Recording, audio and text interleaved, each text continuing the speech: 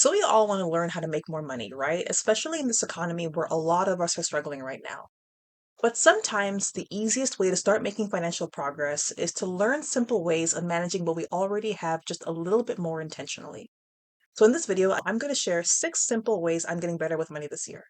So I've always paid much closer attention to bigger financial goals like investing, saving, paying down debt, and things like that. But this year, I've started paying much closer attention to these small daily operational habits that really support these goals. Because the truth is that small financial leaks really add up over time. Little inefficiencies, overlooked expenses, and delayed decisions can really cost us time, money, and our sanity over time without us even realizing it. I've broken this down into 6 key principles that I'm trying my best to apply more consistently these days. So, the first thing has been to ditch lazy budgeting tactics. And by this, I mean that I've stopped relying on generic budgeting templates that assume every month is the same. Because the truth is, life doesn't really work that way. I mean, some months have birthdays, travel, taxes, unexpected costs, and things like that. I've also started using my budgeting templates to honor aspects of my personality and behavioral patterns while still being as intentional and responsible as possible. I find that doing this helps me to stick with my plans much more effectively.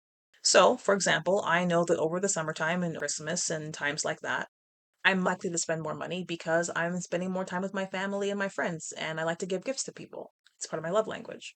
Instead of letting these things creep up on me or cutting out that behavior entirely, I just try to be a little bit more intentional and plan around it.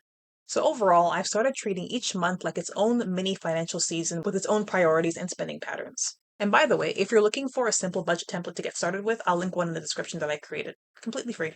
Number 2 has been to become my own personal auditor, and this is a small habit shift that has made a much bigger difference than I expected.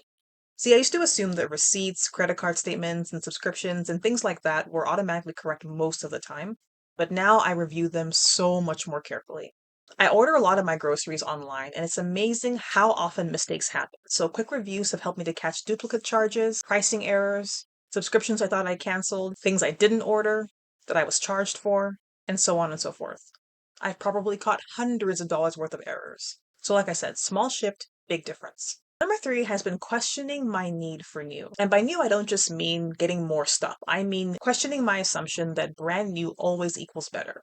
This one became especially real for me when I was pregnant and we were planning our budget. I can't even begin to tell you how shocked I was to learn that some strollers literally cost more than my rent. Buying secondhand through Facebook Marketplace and similar platforms saved us thousands. And in many cases, a lot of these items were barely used. There's a variety of reasons why people want to get rid of things. Maybe they're moving, changed their mind and got a different product. And in many cases, they drop the price simply because they no longer have the original packaging. And it's not just baby products. You can find almost anything used on some of these platforms. I might even get my next car there. On the flip side, number 4 is splurging where it makes sense. Intentional spending isn't always about spending less. Sometimes it's about spending better. For example, maybe you're an avid coffee drinker and spend $5 a day on coffee. It might make more sense for you to buy a coffee machine and make it yourself at home, even if this machine costs a lot of money. Personally, that means investing more in quality products that I really enjoy that I know I won't waste. Number 5, recognize that time is money. Now, I don't mean that in the always be hustling sense. I mean it in the accounting sense. See, in accounting, there's this principle around the timeliness of financial reporting information.